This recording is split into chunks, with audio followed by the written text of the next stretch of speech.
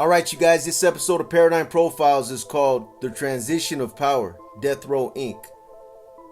Like other criminal organizations that have been around since the 50s and 60s, the Mexican Mafia has at times revised, restructured, and reorganized its leadership structure. Whether this was done because it was part of an innovative process to install integral improvements, whether it was done to avert or curtail corruption, or whether it was done because of the regular advancement and evolvement that comes with the progression of times, the leadership structure has went through its share of revisions. The Nuestra Familia reorganized its leadership under a paramilitary structure because it learned that delegating absolute power and control to one individual figure was an invitation to corruption and dictatorship. When Robert Babo Sosa was voted in and elected as the Nuestro General, he made most of the major decision making himself. He sought advice and he took some guidance from some of his most trusted captains and lieutenants, but for the most part, he made the decisions himself.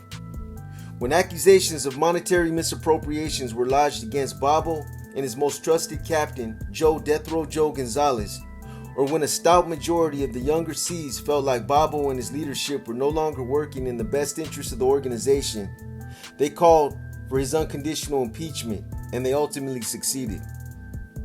This taught the NF a valuable lesson, and it also prompted the creation of the Mesa. The Mesa, table in Spanish, was a body of 5 to 7 members who acted like a council. Together, this collective body made all the major decisions and utilized its voting powers to break split decisions. The Mexican Mafia evolved in 1957. It was founded by Luis Huerobuff Flores from Hawaiian Gardens in DVI. Huerobuff's vision was to create a following that was composed of raza from both Northern and Southern California. The purpose of creating this unified super gang was to protect the raza from other groups or gangs that were already established within the prison system. From the onset, the EME has always functioned as a collective, with members being of equivalent status. The closest that the EME has functioned under a typical leadership structure, where there was a hierarchical apex, was under the EME's godfather, Joe Morgan. Morgan, aka Blue or Pegleg, emerged as a prominent leader and garnered a lot of influence within the ranks. After Morgan passed away on November 8, 1993, at the age of 64, there's been other Imeros that have had a lot of influence, but none of them were even close to the level of Morgan. Some of those who wielded influence on some level were Benjamin Topo Peters, Ruben Tupi Hernandez, Raul Huero Sherm Leon, Jose Fox Rodriguez, Peter Sana Ojeda, Mike Acha Eisen, Alfred Chato Sandoval, Adolf Champ Reynoso, Gabriel Sleepy Huerta, and Ronnie Ayala, who's currently on California's death row. As far as Fox, I was with him in the Bay sometime around 1997 and 1998. I believe he was celled up with Jose Bat Marquez. Fox has been an influential figure for a while now, but during the late 90s, he rose within the group and became part of the leadership structure that controlled a lot of the Mafia's street functions.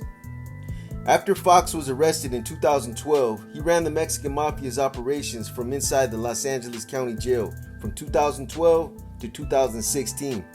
These activities and his purported role were the basis for a federal indictment dubbed Operation Dirty Thirds that was unsealed in May of 2018. All of his charges in that indictment were said to have occurred primarily at the Men's Central Jail. It alleges that Fox had ordered murders and assaults to occur, for a kidnapping and murder to occur, and that he controlled all drug trafficking in the Los Angeles County Jail. In addition to controlling all the illegal operations within the county jail system, he was also accused of using his attorney, Gabriel Zendejas Chavez, to facilitate messages to Mexican Mafia gang members on the outside of the jail. As a result, his attorney, Zendejas Chavez, was snatched up on May 23, 2018, in conjunction with allegations of acting as a messenger.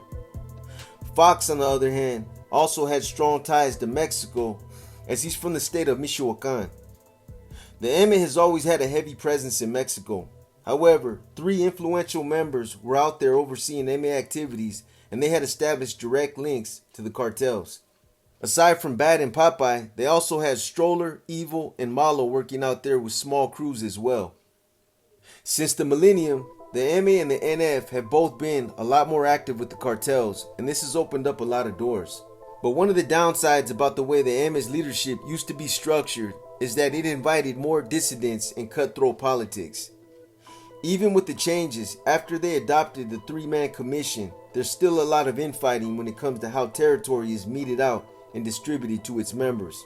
With the Nuestra Familia, there's a system that ensures checks and balances, as this responsibility falls to the GAO, General Advocate's Office. But despite the protocols they have in place, the internal infighting still exists. As I alluded to earlier, up until recently, the MA didn't operate under a traditional hierarchy with an apex, meaning there wasn't a leader or a leadership body at the top. Everyone was of equal status, and they operated under a collective consensus. But when you become an Imero, you basically become an ambassador or a leader for whatever county or area you were from. You're given reign over that area with taxation powers, and this is given to you under the guise of the Mexican Mafia. In other words, you have reign over that area, but you're also operating as a representative of the MA. That's all good, and for the most part, it's a system that has been working for them. But it seems to become a problem when several Imeros get out at the same time from the same county, and they're all vying for control over that same area. This is when the cutthroat, dirty politics start being played. And here's the crazy thing about it. By the MA's own rules, the reglas stipulate that members will not politic against fellow members, but yet, based on how they operate, politicking against fellow members almost becomes absolutely necessary. Otherwise, unless you've been able to establish some rules of engagement with other Imeros who are fighting for control of that same area, it's practically unavoidable. It's gonna happen. Here's a classic example of how shrewd maneuvering and cutthroat politicking was effectuated amongst a few longtime members and other members who were relatively new. San Bernardino County has always been a lucrative area insofar as Mexican Mafia business. There's a lot of money out there in the dope trade. There's a lot of active gangs out there who are in full conformity with the MA's taxation program, and it's just a good area to operate in. Over the years, the Mexican Mafia has experienced issues with different Imeros who are vying for control of San Bernardino, and more often than not, this resulted in bloodshed. The circumstances that unfolded involving Andrew Rodriguez, Güero Verde from Westside Verdugo, his wife Carmen, and a street crew who were at one time loyal to Güero were no different. Unfortunately for Güero Verde, two very influential longtime members who I know personally, Ronnie Ayala from San Diego and Alfred Chato Sandoval from Arizona Maravilla, would both become instrumental in Güero's nefarious circumstances. I met both of these guys in the adjustment center in San Quentin. The other unfortunate thing that worked against Güero and his wife Carmen is that the Mexican Mafia was undergoing a catharsis or a purging of a long-time policy it had for utilizing women. The MA and the NF have both utilized women in the past and have depended on them to assist with different types of business-related ventures. Whether it was to facilitate communication, using them as safe houses, mail drops, three-way phone contacts, etc., etc.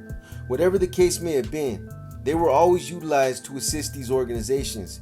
To be honest, because women always had the ability to do things for these organizations that the members weren't capable of doing themselves, they were essentially the glue that kept everything together. Women were put to task by both groups, but the MS seemed to have involved them a lot more extensively. In fact, they were so deeply involved in the MS day-to-day business affairs that they were actually given the title of señoras. And this was a title that was recognized with a level of respect that was almost the equivalent of that of Imeros themselves. When sureños, camaradas, or even other Imeros were introduced to a female that was referred to as a señora, they basically roll out the red carpet and treat them with a high level of respect. The NF didn't quite take it that far and seemed to have understood the detriments of entrusting them with too much information and too much involvement. They were used with a level of discretion, and strict policies were implemented, limiting their roles. But this had started to become an issue for both the NF and the MA. Women who were either the wives, girlfriends, or relatives of either NF or Mexican Mafia members started to step outside their roles of assisting and began to use these titles maliciously. I've had the unfortunate experience of having to interact with some of these types of women myself. In most cases, they were the wives or girlfriends of one of my channels, or someone who I was required to maintain regular contact with. So in essence, because they acted as conduits or representatives of leadership, my interaction with them became an obligation. But what became inherently obvious over time is that these women began to get so deeply entrenched in our business that they seemed to forget what the boundaries of their roles were, and that these roles came with clear and concise limitations. They began to think that they could start barking orders, especially the ones who were with high-ranking members. For whatever reason, in their mind of minds, they began thinking that this somehow translated into more status for them. A few that I dealt with in the past actually started to act like they were made members, and the sense of entitlement was more than evident through their actions. Some of the other problems that started occurring across the board were the typical things you'd expect. Money started coming up missing, wires were getting crossed, sensitive information was being breached, targets were being warned, etc., etc. The NF had its own way of dealing with it, and that was by merely limiting their involvement. But on January 18, 2017, the Mexican Mafia dealt with it in their own way. As Carmen Rodriguez was coming out of Gabby's Cafe on North Mount Vernon Avenue and entered into the parking lot, she was shot several times. She died later at a local hospital. Coincidentally, one of the bullets entered Carmen's arm and hit a tattooed portrait she had of Weddle. This wasn't done by design, as she was obviously fully clothed when she was shot, but the bullet hit Weddle's portrait dead center in the middle of his forehead.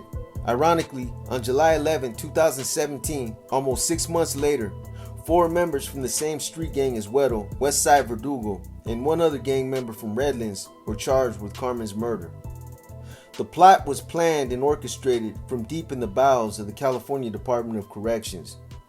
Working in concert, Matthew Manzano from Redlands, Eric Moreno, and Richard Garcia, who were both from Westside Verdugo, were all in custody at the time. The 2 shooters, Robert Fernandez and Isaac Aguirre, who were both from Westside Verdugo, were later arrested. Once again, betrayal came from some of the most unexpected places, not just from the M, but also from Weddle's own homeboys, Westside Verdugo. For a long time, Carmen was considered to be a highly respected señora. She did everything that Weddle asked her to do. She opened her home to other Imeros that had just been released from prison, she ran drugs, she facilitated communications, and she even exposed her kids to M business. But in the end, she was relegated to nothing more than collateral damage. When Carmen was shot, she was with her 14-year-old daughter, who will forever be traumatized from having watched her mom get gunned down and killed in front of her. The following 911 call is the actual call that Carmen's 14-year-old daughter placed minutes after witnessing her mom being shot.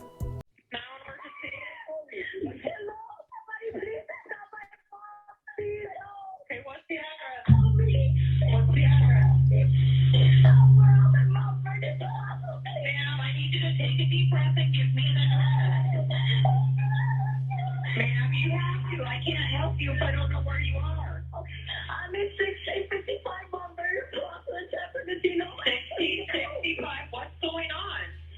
1655. Somebody shot my mom. Okay. Do you know who did this, honey? Is there her name?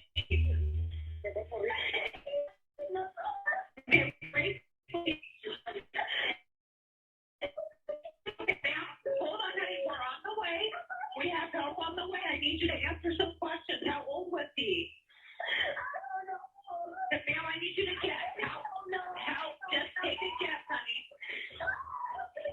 Ma'am, I need you to help me out. Okay, help me out. Okay, take a deep breath. Take a deep breath, okay?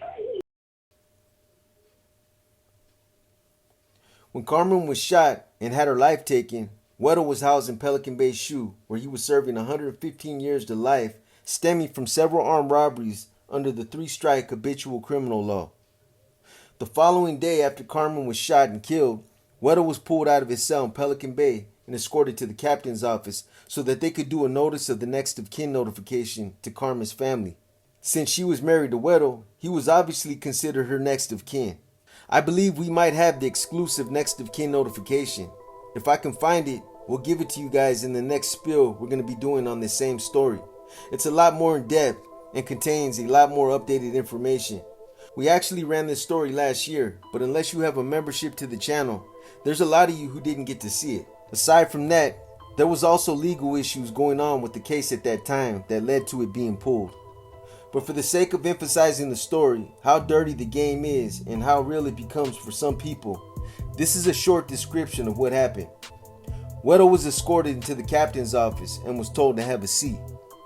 You could tell that he sensed the gravity and seriousness of what they were about to tell him, as everyone back there in the chute knows, you only get pulled out like this when an immediate family member passes.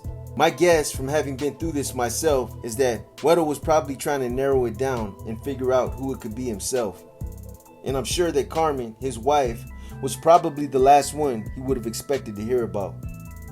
So Weddle sat there and didn't utter a word unless he was spoken to. SSU had already placed one of their agents in the room before Weddle had gotten there.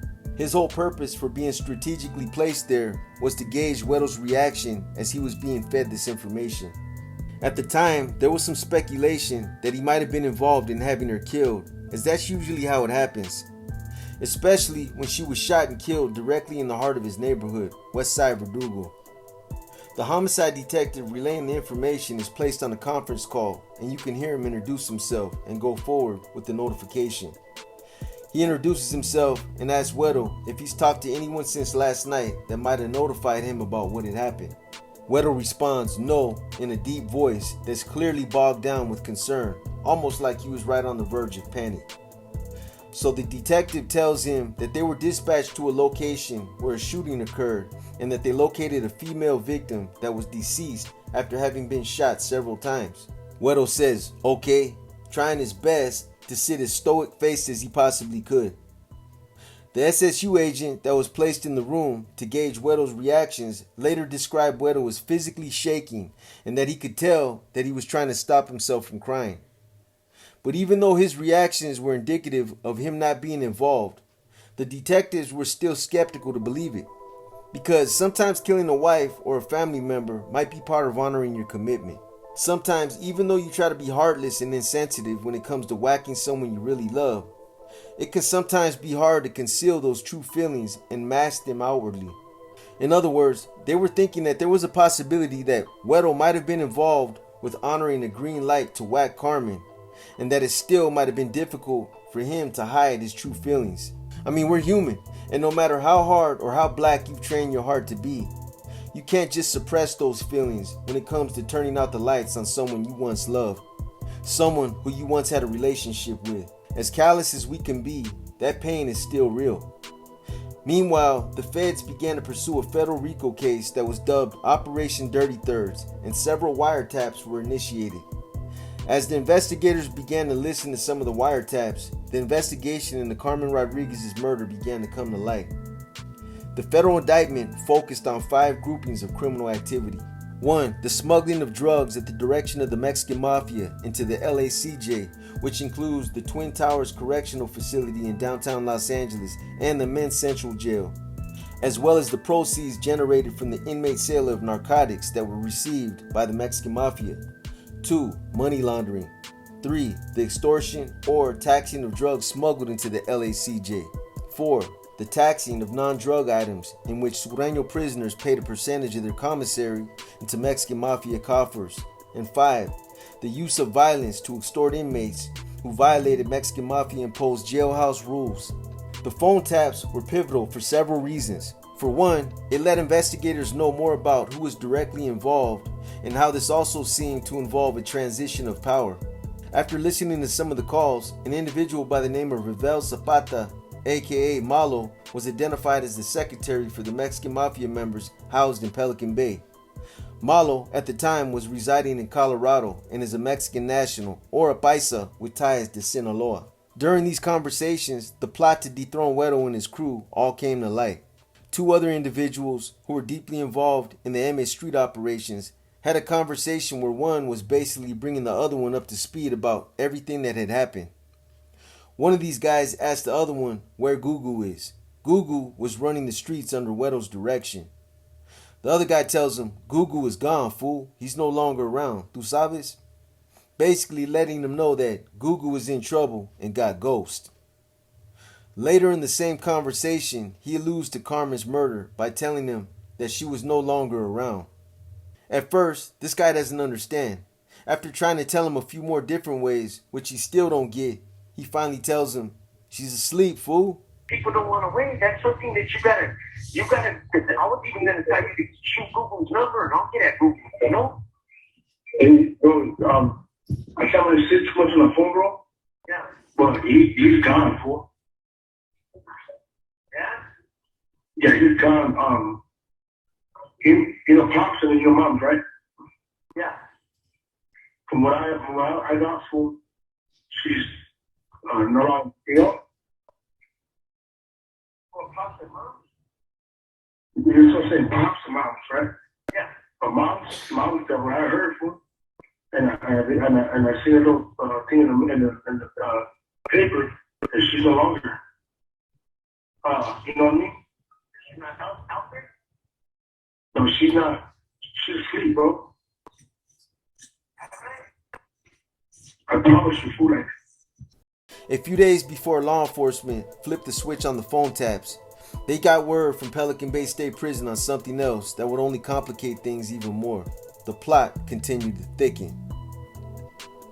On April 20th, 2017, Mexican Mafia member Andrew Huero Verde Rodriguez was found dead in his cell at Pelican Bay State Prison. He died of an apparent overdose. His death is still the subject of an investigation. However, the circumstances are highly suspicious, leading authorities to believe that he may have been given a hot shot and killed on the tier by a fellow Sureño named Rambo Sandoval from A Street in East LA. At the time Huero was supposedly sent this hot shot, Rambo was only a camarada. But he was pulled into the M shortly after Huero's death, which seems to indicate that this was his way in. When Robert Fernandez and Isaac Aguirre were arrested, Fernandez was the first one to realize that they were all in a precarious situation. He decided to cooperate and did what he could to help himself. They all ended up getting convicted. Massano was already serving double life after being convicted of killing 2 other cats. Garcia was convicted and sentenced to LWOP, and Aguirre and Fernandez both escaped the death penalty with life sentences.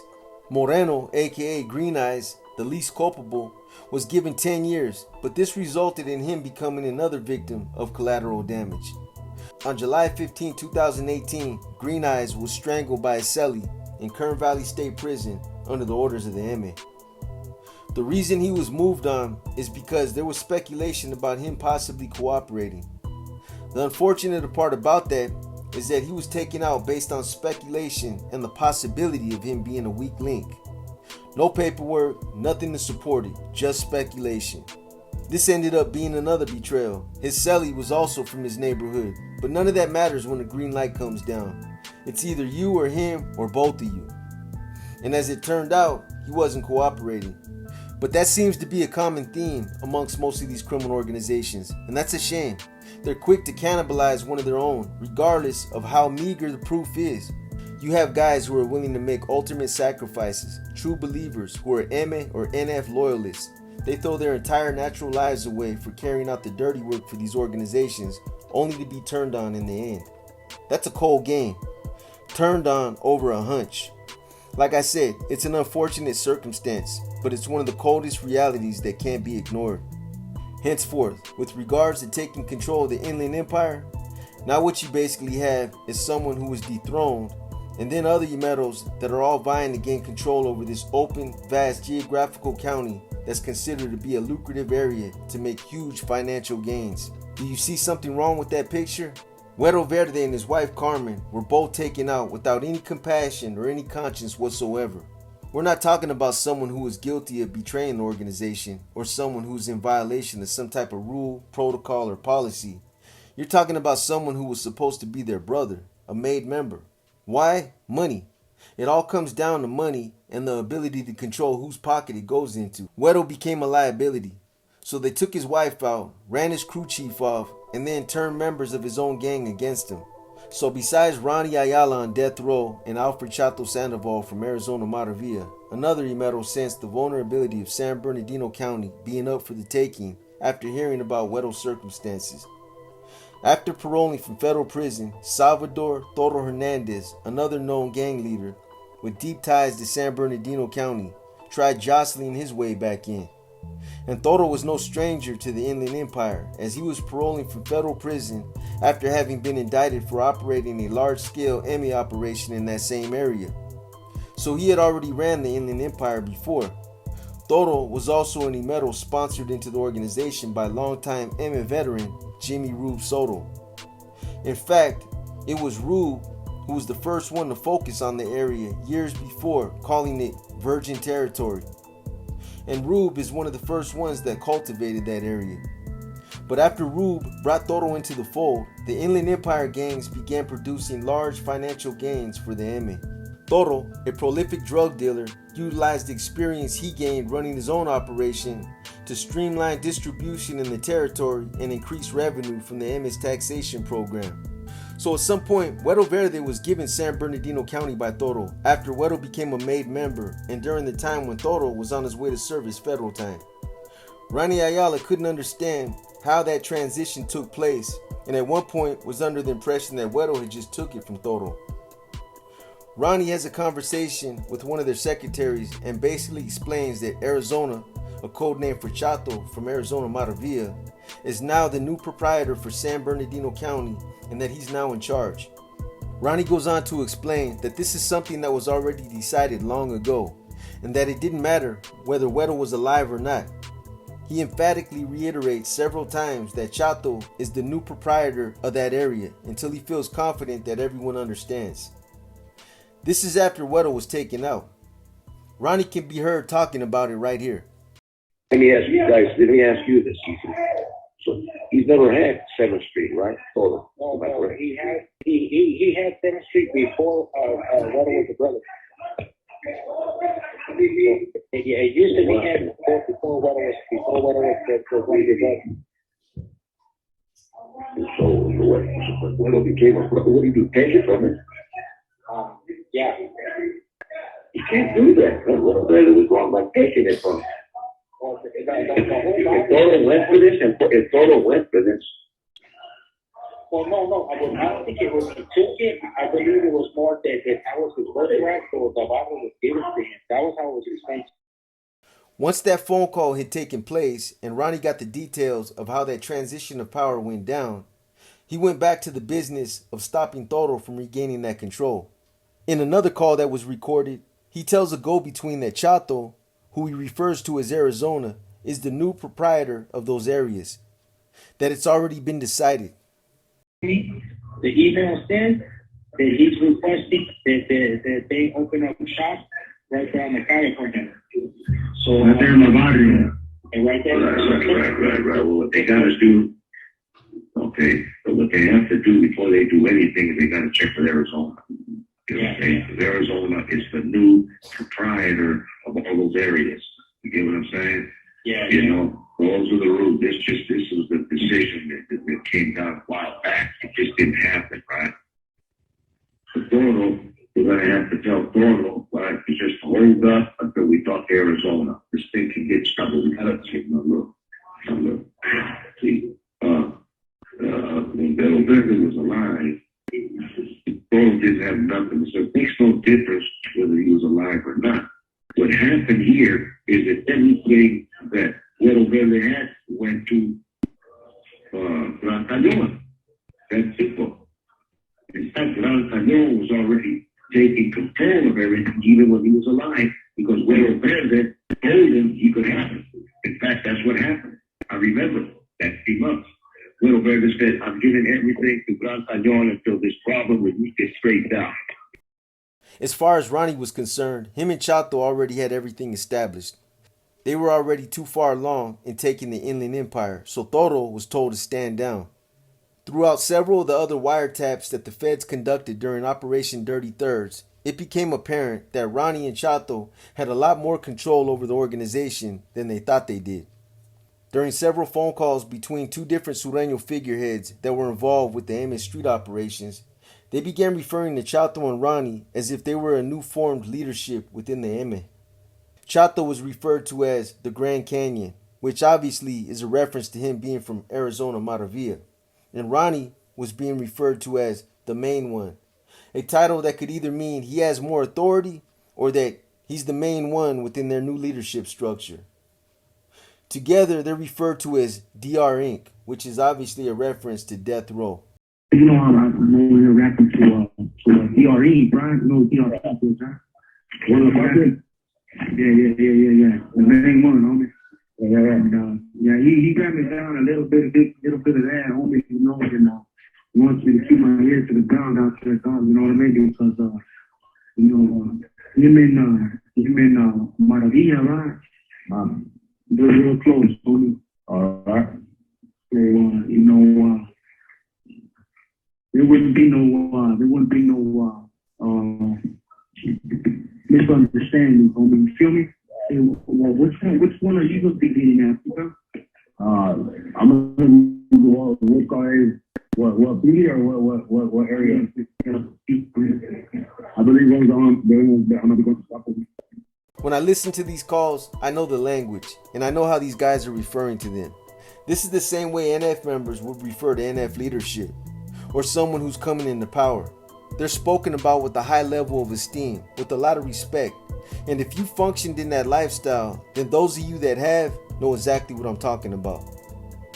Based on the fact that I know Ronnie and Chato personally, and based on the fact that I've been around both of them, I know how much influence they have, and it makes perfect sense that they're both being elevated to these positions. I could tell they were part of the MS leadership when I was with them in the Adjustment Center in San Quentin. There's a lot of things to take away from this story, and there's a very valuable lesson. Whether you're active or not, this is something you should pay attention to. For one, never involve your loved ones in that lifestyle. If you truly care about them, don't expose them to that world. Nothing positive will ever come from it. I understand that when we're in the mix and we need to find someone who we know we can trust unconditionally, someone who you know will never burn you, we usually turn to those who are the closest to us. A wife, a girlfriend, a son, a daughter, a brother, a sister, a cousin, a niece, etc., etc. That may be true. They may be trustworthy, and that's good for you. But you might want to think twice about involving them in these kinds of politics. Whether it's sending them on a visit, using them to facilitate communication, having them act as a safe house, or even just taking something from point A to point B. This small endeavor that you might consider to be a harmless effectuation could actually end up putting them in the crosshairs. This situation that occurred with Carmen and Weddle is only one of the many that happen. They themselves can sometimes be the subject or victim of dirty politics. You bring them into the fold and then expose them to those within the lifestyle, and then they become open game for false allegations, bogus rumors, or other reasons that justify getting them whacked. Think about it. They're your loved ones. If you just have that much confidence in the organization, then by all means, that's your call. But if I was you, I'd listen to the things I'm telling you, and I'd think twice the next time you consider using your loved ones when you need to find a visitor, a mule, or a go-between. I've seen wives, girlfriends, brothers, and even mothers get caught up for assisting with these types of things. So if you're smart, you'll take heed to what I'm telling you. In closing, the other thing you should take away from this is a lesson that's been demonstrated over and over is this. The lack of loyalty and trust that your so-called fellow carnales or big homies have for each other. The game's tainted. Money messed everything up, and the cause has become corrupted. This isn't poison either. I still embrace the true cause from the 60s, 70s, 80s, and even into some of the 90s. But like I've said before, when these organizations took their vision beyond the walls of prison and they began focusing on different ways of generating money, the cause was dismissed and money became the primary objective. The propaganda that fuels this insidious agenda is that it's for the purpose of helping the less fortunate. It's for breaking new ground and investing in materials needed in order to fulfill these objectives. Come on, people, it's not about that. I wish it was, but unfortunately, that's not where the money's going, and it's just another smokescreen. Some of you will have a hard time digesting this because you've never experienced it, and I can't blame you. But that's how it goes. Until you've seen it or been exposed to it, we keep believing that it's righteous, that we're in the good fight, and that we're doing the right thing. That's how most lessons in life are learned. We get put in a situation, adversity shakes you awake, and then we see the errors of our misjudgments. I hope all of you never have to experience the type of betrayal Weddle and his wife Carmen did. That's the worst kind of betrayal there is. But the reality of it is, those who continue to play this game will suffer some type of consequence, some type of betrayal. If you're lucky, it'll be something you can walk away from or something you can heal from. Others won't be so lucky. They'll either end up warehoused behind the walls for the duration, or even worse, you'll be a victim of this type of betrayal. It's an unfortunate reality, but in that lifestyle, loyalty can and will change at the drop of a dime. That's coming from someone who lived it, someone who walked it out. I don't feel good about it, and I'm not boasting in any type of way, but in order to maintain my own standings, I had to learn how to shake your hand, embrace you, and then stab you before the end of the yard. It had nothing to do with my personal beliefs. If it did, that was never me. But when you're involved in that type of lifestyle, there's certain choices you forfeit. You either stab your target or you become a target yourself. There's a big world out there with a lot more to offer. If you're lucky and if you're smart, some of you will figure that out before you have to be exposed to any of the adversities I mentioned above. I hope you guys have enjoyed this episode of Paradigm Profiles. If you guys like this story, give it a thumbs up. If you didn't, give it a thumbs down. But either way, drop a comment and let me know what you think. As always, thank you guys for the positive push. Thank you for supporting the channel, for continuing to support us, and for just being loyal viewers. Until the next one, this is your boy B, and I'm gone.